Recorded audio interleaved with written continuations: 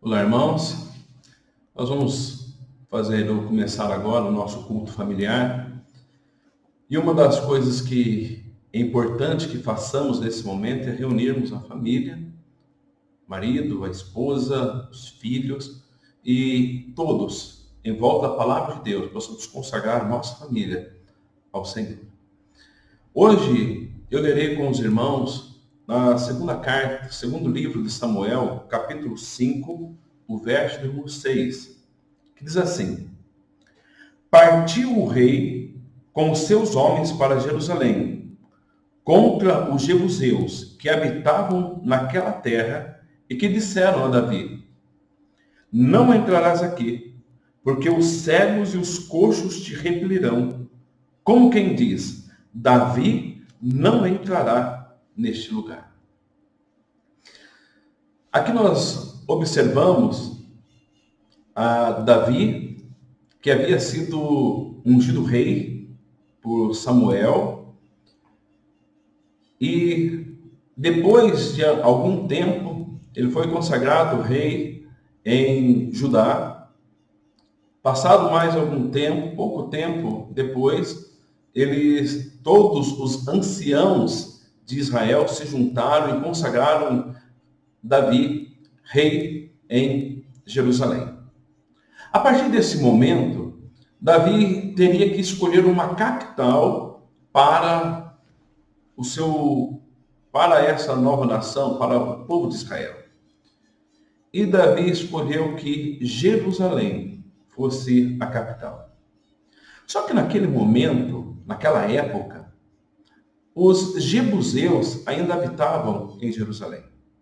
Jerusalém já havia sido conquistada pelos israelitas, lá no livro de Juízes, capítulo 1, verso número 8, nós vemos a respeito disso, dessa conquista. Só que os jebuseus ainda habitavam em Jerusalém. Apesar de já ter sido conquistada, ainda eles ficaram ali morando, habitando naquele lugar. E aconteceu que ali foi o lugar que Davi escolheu para ser a capital de Israel. É claro que ele viu todas as possibilidades, todos o melhor lugar para que fosse a capital. E Jerusalém se enquadrava nesse melhor lugar. Jerusalém tinha colinas que cercavam a cidade, né, fazendo uma defesa natural. Jerusalém estava num lugar alto, então era um lugar alto que dificilmente os inimigos poderiam chegar lá. E Jerusalém também tinha uma fonte de água que surgia da própria cidade e ali poderia satisfazer e dar a quantidade de água necessária para todos os seus habitantes. O que nós observamos é que os jebuseus, eles olharam para Davi e disseram: Davi, você nunca entrará aqui. Você não vai entrar aqui, você não tomará essa cidade. Você é incapaz disso. Os jebuseus sabiam de todas as fortalezas, de todos os meios como aquela cidade poderia evitar um ataque inimigo. Os jebuseus, eles estavam tão confiantes de que Davi não entraria na sua cidade, em Jerusalém, não a conquistaria, que eles disseram que não seria um exército que impediria Davi de entrar naquela cidade. Não seria homens fortes e poderosos, não estariam armados, mas seriam apenas os cegos e os coxos. Eles estavam dizendo: Davi, você jamais entrará aqui. As nossas defesas são fortes. Nós somos pessoas capazes e você jamais entrará aqui. Acontece que Davi não entrou por onde talvez eles esperavam que Davi entrasse. Mas Davi entrou por uma passagem subterrânea. E ali ele conseguiu entrar no centro da cidade e ali ele derrotou toda aquela cidade, conquistou toda aquela cidade. E aquela cidade foi construída e sido chamada de a cidade de Davi. Jerusalém, a cidade de Davi. O que nós observamos e que jamais podemos deixar de falar é que tudo isso aconteceu por causa de algo especial, que se nós encontramos lá no verso número 10, que diz assim: o Senhor, Deus dos exércitos, era com ele. Meus irmãos, nós vemos que Davi crescia em poder cada vez mais, porque o Senhor, o Deus dos exércitos, estava com ele. O que nós não podemos deixar de falar é que Deus estava com Davi e que todas as vitórias que Davi teve eram as vitórias de Deus. Todas as lutas de Davi eram as lutas de Deus. Todas as conquistas de Davi eram as conquistas de Deus.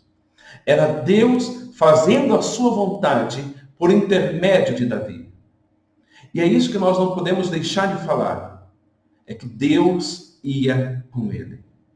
Meus irmãos, nós observamos na nossa vida, muitas vezes, pessoas dizendo que nós não somos capazes, que nós já somos muito velhos para fazermos alguma coisa, ou somos muito novos, ou que nós não temos condições financeiras, ou que por causa das nossas condições financeiras, nós não podemos fazer isso, temos que cuidar de outras coisas.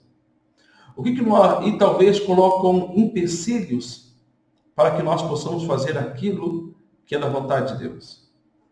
Talvez nós dizemos, eu não tenho estudo suficiente.